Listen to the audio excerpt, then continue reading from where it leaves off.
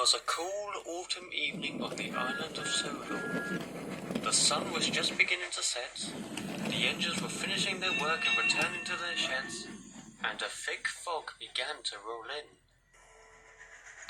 James had just finished his last train, and was heading down the main line for home. He and his driver could hardly see a thing through the fog. As such, they didn't immediately notice the points were directed to an old, unused track. "Oh, bother," said James, frustrated once he realised where he was. "What silly things points are? I don't even recognise this line." "Calm down, James," said his driver. "We'll go back and set it right." "Well, good. Honestly, why doesn't the fat controller just get rid of these disused... Everything okay, James?" asked the fireman. But as James came to a stop, his crew saw what made him pause. On the side of the line sat an old scrap engine, rusted and forgotten. Now the scratched remains of engines from long ago was a common sight on the railway.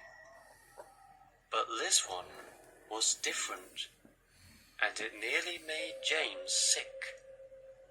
It was cut mid-sagittal, clean straight through the middle without fault, and all of its parts still there within the dead engine. Its other half was nowhere to be seen.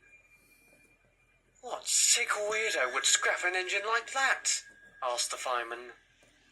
No idea," replied the driver. I don't want to find out," shouted James as he jolted backwards. "Get me out of here!"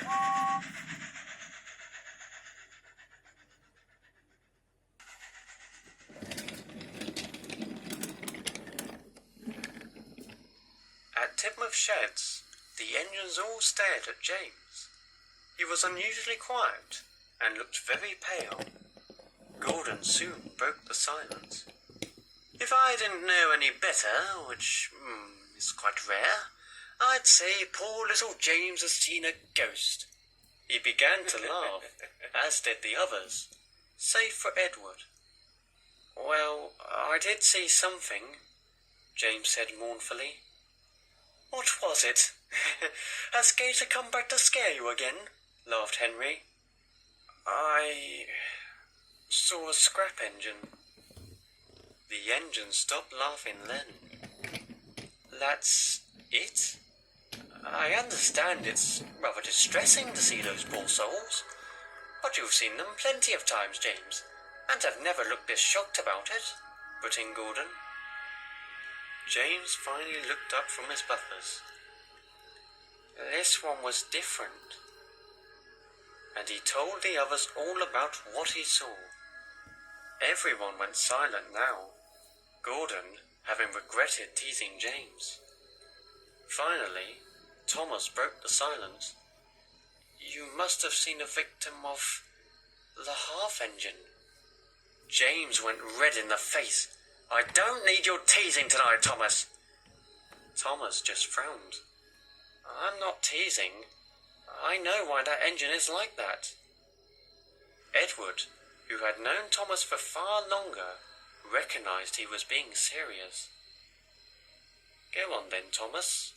Tell us." "Well, a long time ago, before the Northern Railway was an established company, there was an engine who was brought in to help build the railway, along with myself and others. This engine was different. Something very horrible went wrong with her construction. She had only half of a face, the other half being her smoke box door. We could barely understand what she was trying to say. Maintenance on her was a nightmare to watch and listen to. And through all of this, she was in immense excruciating pain. Her cries and wails for the pain to go away were so horrid that me and the other engines could hardly stomach it. But the nastiest of us, and even some of the crews, thought it a great joke. This would all boil up inside of her, and one day she changed for the worst. Her behaviour became violent. She would berate even the ones who felt pity for her, snarling and growling in anger. To make things worse, she would always venture out of the sheds and down a heavily forested line, coming back and talking of nothing but how we will all perish in her garbled, barely identifiable speech. Some of us, myself included, began to believe she had become possessed in all her suffering, seeking any way to be rid of her deformity. Eventually, the Fat Controller at the time had enough, and ordered an engine to take her away to be scrapped. At that same time, me and another engine were heading home from work. As we made our way down the line, we could see smoke coming from the same direction as the scrapyard, and the sounds of the fire engines. We rushed to see what had happened, and it's a sight I'll never forget. The scrapyard shed the engine was supposed to be in had burned down. But the worst part was, the engine's body was nowhere to be found, except the one that took her away, which was cut in half. And now, it appears her spirit is still around. Everyone at the sheds was deeply disturbed. Everyone, that is, except Gordon. Pah! You all truly believe in cheeky little Thomas's story? James, what you saw was likely not as strange as you think.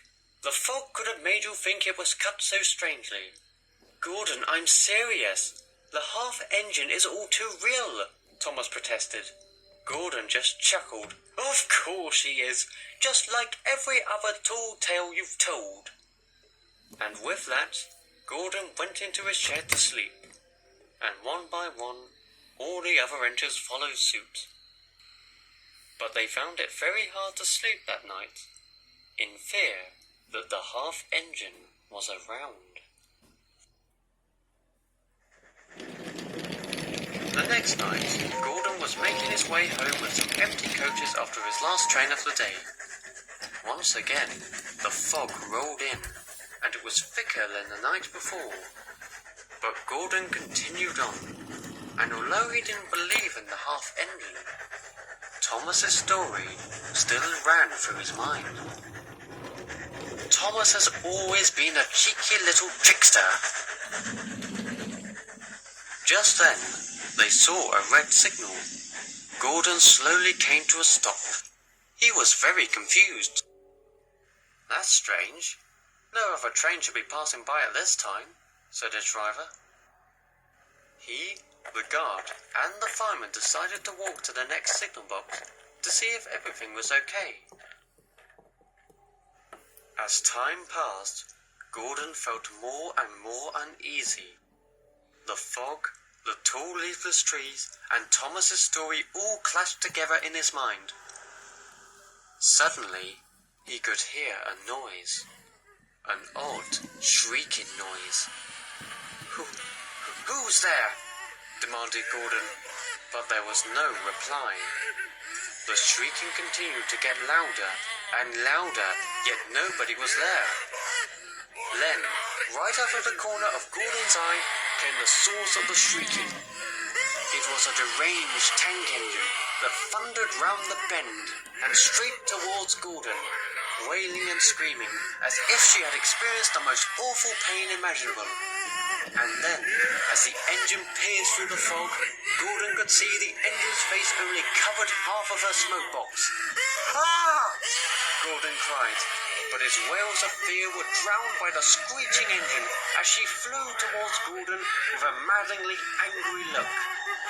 And just as quick as she arrived, she disappeared right before touching Gordon's buffers.